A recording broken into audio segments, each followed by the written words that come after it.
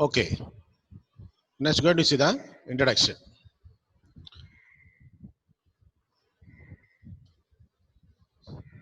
So this is the picture for simple understanding the consumption function.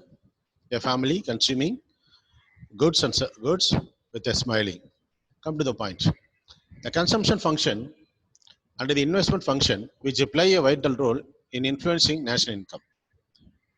So already see in the last lessons, the level of effective demand of a nations determine the level of investment.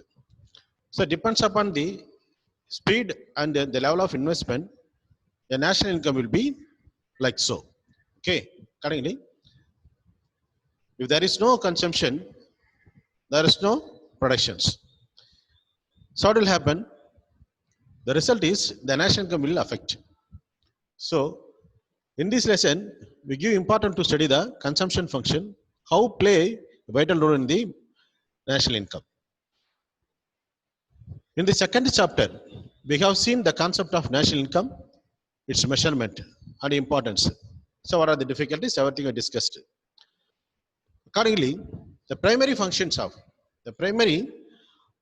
an economy to attain the economic growth, okay, or to accelerating the economic growth. For that, the deciding or the determining factors of the national income is the investment function and the consumption function and many other there. Okay, so in this lesson, we're going to study the investment and the consumption functions. Okay, next. The primary macroeconomic objective is acceleration of growth of a national income. Okay, that is for all nation. எந்த ஒரு நாடா இருந்தாலும் அந்த நாட்டுடைய பிரதானமான கொள்கை என்னன்னு பார்த்தீங்கன்னு சொன்னா என்னது அந்த நாட்டுடைய பொருளாதார வளர்ச்சியை முன்னேற்றம் செய்வது. ஓகேங்களா? ஸோ கீழே பார்த்தீங்கன்னு சொன்னா ஒன் பை நான் கொடுத்துருக்கேன். For example acceleration, multiplier, consumption function, relationship between value of multiplier and the consumption functions are marginal propensity to consume and level of income. These are the important agents that we are going to discuss in this lesson. Both these have its own impact on the national income.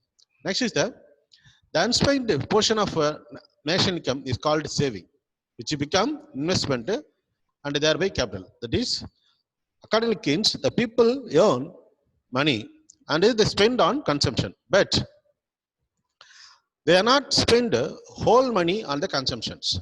So some rest of the money keep for savings, but savings not automatically become investment.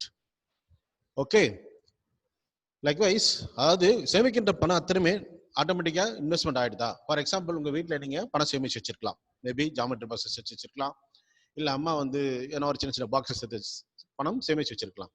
அதெல்லாம் எப்படி investment ஆகும்? No. Suppose அந்த savings எல்லாம் எடுத்து நீங்க என்ன further business பண்ணீங்கன்னா okay, that will investment convert ஆகுதுன்னு அர்த்தம். அது கேபிட்டல் ஃபார்மேஷன்ஸ் அப்படின்னு அர்த்தமாயிடும். சரிங்களா? பட் இருந்தாலும் கூட இங்க என்ன நம்ம லெசன் சொல்றோம்னா, அந்த சேமிக்காம மீதி இருக்கிற அன்ஸ்பெண்ட் மணி இருக்கு இல்லையா, அது பின்னால அந்த கேபிட்டல் ஃபார்மேஷன் ஆகுது. Of course vicious circle of poverty, அதாவது ஏழ்மை சர்க்கிள் வெளியில வரணும்னு சொன்னா கேபிட்டல் ஃபார்மேஷன் சரியா இருக்கணும். கேபிட்டல் ஃபார்மேஷனுக்கு சேவிங்ஸ் பயங்கர சப்போர்ட் பண்ணுது. சரிங்களா? சரியான சேவிங்ஸ் இல்லைன்னு சொன்னா அப்புறம் கேபிட்டல் ஃபார்மேஷன் இருக்காது. கேபிட்டல் ஃபார்மேஷன் இல்லைன்னு சொன்னீங்கன்னா இன்வெஸ்ட்மெண்ட் ஃபர்தர் நடக்காது. இன்வெஸ்ட்மெண்ட் சொன்னா எம்ப்ளாய்மெண்ட் இல்லை, எம்ப்ளாய்மெண்ட்ல ஃபர்தர் இன்கம் இல்லை. ஸோ பாவர்ட்டின்றது விஷயம் தொடர்ந்து நம்மளை சூழ்ந்துட்டே இருக்கும். இல்லைங்களா? அப்போ ஒரு நாட்டில் கேபிட்டல் ஃபார்மேஷன்ன்றது ரொம்ப ரொம்ப முக்கியமானது. நெக்ஸ்ட் வந்து அந்த பிரின்சிபல் ஆஃப் ஆக்சிலரேட்டர். இது பார்த்தீங்கன்னு சொன்னா how the income will generate further அப்படின்றத பத்தி நம்ம இந்த படிப்போம். அப்புறம் சூப்பர் மல்டிப்ளையர், இது ஒரு பார்த்தீங்கன்னா ஒரு டூல்.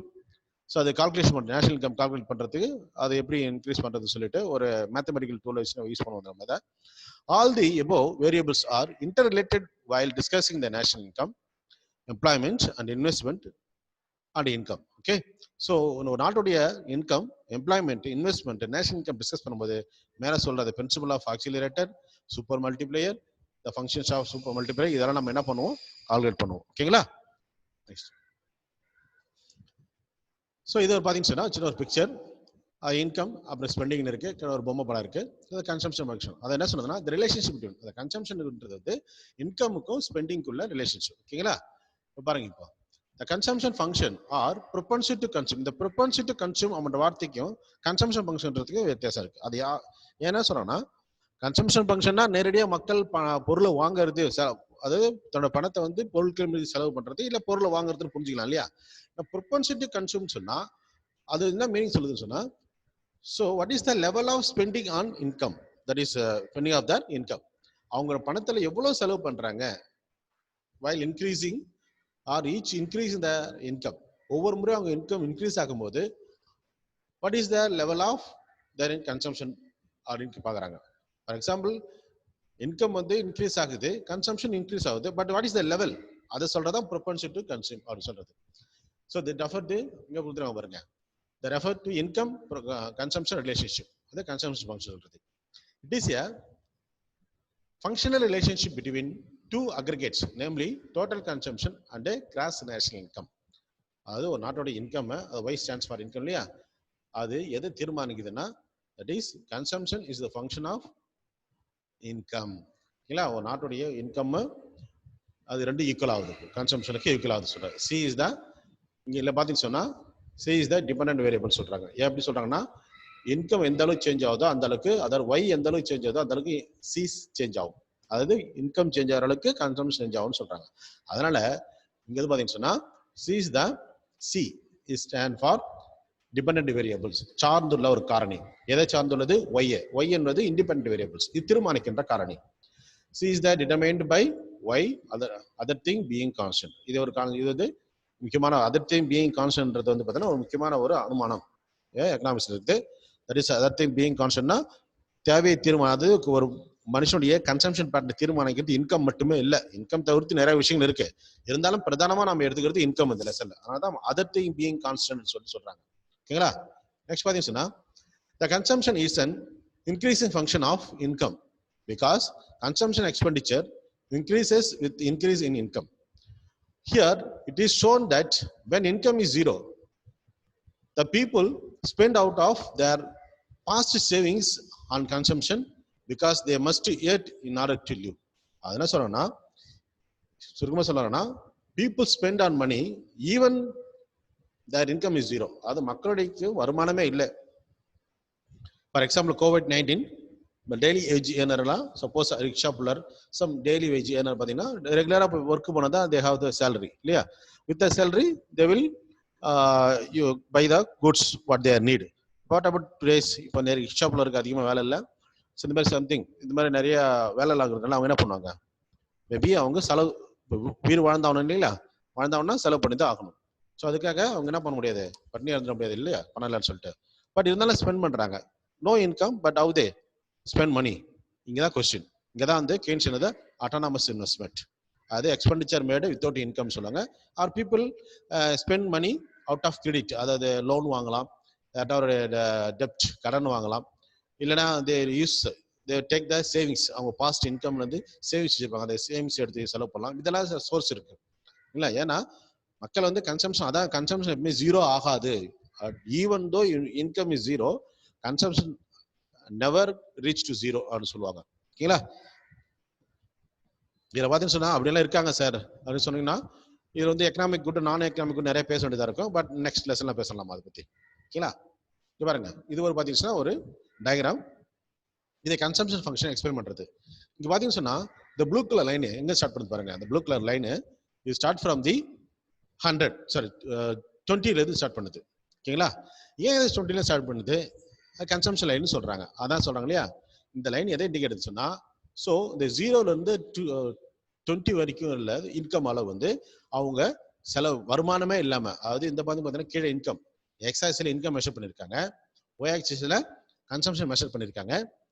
அங்க கன்சம்ஷன் ஸ்டார்ட் பண்ணும்போது எங்க தான் ஆரம்பிதுங்க, 20ல இருந்து ஆரம்பிதுங்க. Even income is zero, x ஆக்சிஸ்ல இன்கம் என்ன பண்ணுதுங்க 120 180 தான் இருக்குது, பட் அதுக்கு முன்னே ஜீரோ தான் இருக்கும். ஜீரோ இருக்கும்போது என்ன பண்றாங்க, the curve start from the axis, y axis start பண்ணுதுங்க 0 பாயிண்ட்ல இருந்து.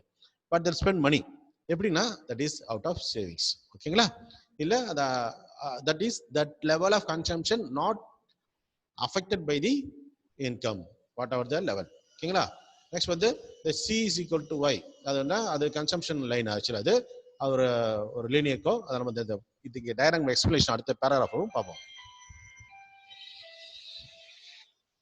ஓகேங்களா? நெக்ஸ்ட் பாத்தீங்க சொன்னா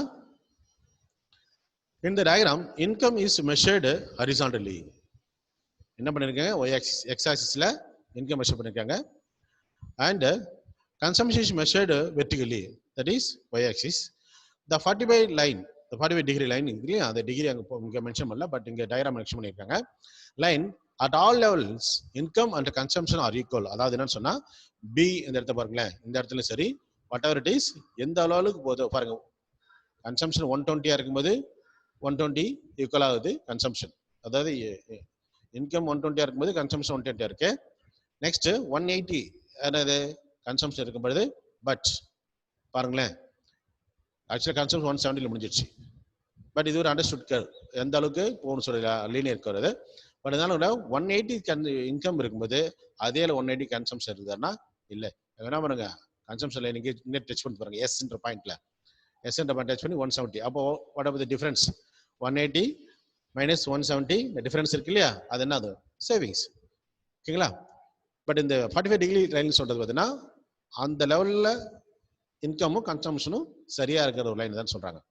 It is a linear consumption function based on the assumption that consumption changed by same amount as done income. அப்படின்னு சொல்லிட்டு ஒரு அசம்ஷன் தான், பட் ஆக்சுவலா அப்படி மக்கள் சம்பாதிக்கிற பணத்தை அத்தனையுமே செலவு பண்ணிடுறது இல்லை. அதுக்கு எக்ஸாம்பிள் தான் அங்க கொடுத்துருக்காங்க பாருங்க. அது 180 இருக்கும்போது, அதாவது 120 இன்கம் இருக்கும்போது 120 தே ஸ்பெண்ட், ஏன்னா அதுக்கு முன்னாடி அவங்க இன்கம் கிடையாது. ஓகேங்களா? பட் 120 வந்துடுச்சு, நெக்ஸ்ட் 180 அவங்க இன்கம் ஆயிடுது, பட் அவங்க கன்சம்ஷன் எங்கே எடுத்துட்டாங்க? 170 எடுத்துட்டாங்க. ரிமைனிங் 10 rupees என்ன ஆச்சுங்க? அது சேவிங்ஸ். ஓகேங்களா? நெக்ஸ்ட் பாருங்க. சரி, நெக்ஸ்ட் பார்க்க போறது என்ன பார்த்தீங்கன்னா டெக்னிக்கல் அட்ரிபியூஷன் ஆஃப் கன்சம்ஷன். அதாவது கன்சம்ஷன் வந்து ஒரு டெக்னிக்கல் டேர்ம்ல நாம மெஷர் பண்றது. அது ஃபர்ஸ்ட் ஒன் இது average proportion to consume, APC divided by is equal to C divided by ஒய்ன்னு சொல்றது. இல்லை ஆவரேஜ் ப்ரொபோர்ஷன் கன்சம்ஷன், அதாவது இன்கம் எந்த அளவுக்கு சேஞ்ச் ஆகுதோ அந்த அளவுக்கு கன்சம்ஷன் சேஞ்ச் ஆகும். பாருங்க, the ratio of question 2 mark question கேட்பாங்க. இது எல்லாமே இந்த 4 பாயிண்ட்ல இருந்து கண்டிப்பா 2 மார்க் கொஸ்டின் வரும் இந்த ஸ்லைட்ல இருந்து. இங்க பாருங்க, இந்த ஆவரேஜ் ப்ரொபோர்ஷன் டு கன்சூம் ஒரு கொஸ்டின் கேட்டாங்கன்னா நீங்க எழுதலாம், the ratio of consumption expenditure to any particular level of income. That's all. இதான் ஆன்சர் இருக்கு. ஓகேங்களா? Next marginal proportion to consume, MPC is equal to அந்த அந்த சிம்பிளுக்குள்ளே ட்ரையாங்கல் சிம்பிள், அது வந்து சேஞ்ச். எக்கனாமிக்ஸ் பொறுத்த வரைக்கும் அந்த சேஞ்சுன்னு படிக்கணும். நீங்க வேற எதாவது மேக்ஸ் ஸ்டூடெண்டா இருந்தா அதுக்கு வேற என்ன நேம் சொல்லக்கூடாது, சேஞ்ச் மட்டும் தான் சொல்லணும். அதாவது C change in consumption divided by change in income அப்படி தான் சொல்லணும். அதெல்லாம் கேர்ஃபுல்லாக பண்ணுங்க. Marginal performance to consumption is measured by change in consumption divided by change in income. இந்த ரேஷியோ ஆஃப் சேஞ்ச் இன் சொல்றாங்க பாருங்க, கீழே அந்த லைன்ல பிளாக் லைன் பாருங்க. The ratio of the change in the consumption to change in income is called a marginal propensity to consume. Next பாத்தீங்க சொன்னா and the average propensity to save. இங்க average propensity to consume பாத்தீங்க இல்லையா, அந்த அளவுக்கு average propensity to save பார்க்கணும். The APS, that is average propensity to save, is the quotient. அதாவது quotientனா ஒண்ணும் கிடையாதுங்க, portion of the money ன்னு அர்த்தம். proportions அளவு இல்லையா, quotient ன்னு சொல்லுவாங்க. அது the proportion, நீங்க அதான் அந்த பிராக்கெட்ல proportion சிம்பிள் மீனிங் கொடுத்திருக்காங்க. The proportion obtained by dividing the total savings by the total income. In other words, it is the ratio of total saving to total income. அதான் அதுக்கு formula. ஓகேங்களா? அந்த formula மேல கொடுத்திருக்காங்க ரெட் கலர்ல. Average proportion save is equal to savings divided by income. ஓகேங்களா? Next பாத்தீங்கன்னா fourth one பாத்தீங்க சொன்னா marginal propensity to save அப்படின்னு அர்த்தம் சேஞ்ச் வந்துருங்க ஆக்சுவலாங்க. அப்போ இந்த ரேஷியோன்னு வார்த்தை வரணுங்க, இங்க மென்ஷன் பண்ணல. பட் பாருங்க, இந்த marginal proportionate save is the ratio of change in the saving to a change in income. எந்த அளவுக்கு இன்கம்ல மாற்றம் ஏற்படுதோ அந்த அளவுக்கு சேமிப்புலையும் மாற்றம் ஏற்படும். அஃப்கோர்ஸ் 100 ரூபா ஆகும்போது மேபி 20 rupees சேவிங் பண்ணலாம், 200 ஆகும்போது அது 40 rupees வரணும் அவசியம் கிடையாது. மேபி 35 rupees இருக்கலாம், 30 rupees இருக்கலாம். But there is a change in the savings, depends upon the change in the income. Okay, so this is the technical terms we study the consumption function. Next is the Keynesian psychology law of consumption. So next வந்து அடுத்த topic வந்து நம்ம consumption function முடிச்சிட்டு இது பார்த்தீங்கன்னா இதை பொறுத்த வரைக்கும் கீனிஷன் வந்து அவருடைய உளவியல் சம்பந்தமான உளவியல் அடிப்படையில் ஒரு கன்சம்ஷன் ஃபங்க்ஷன் கொடுத்திருக்கிறார். உளவியல் அதாவது என்ன சொல்றாருன்னா, so each consumption pattern depends upon the psychological relations. Of course, ஒருத்தவங்க ஒரு பொருளை பிடிச்ச தடவை வாங்க முடியும், பிடிக்கலன்னு சொன்னா பிடிக்கிறதுக்கு நிறைய காரணம் இருக்கு. பிடிக்காத போது like that there are some reason like that. The consumption is also not only determined by the level of income and also the psychological thoughts.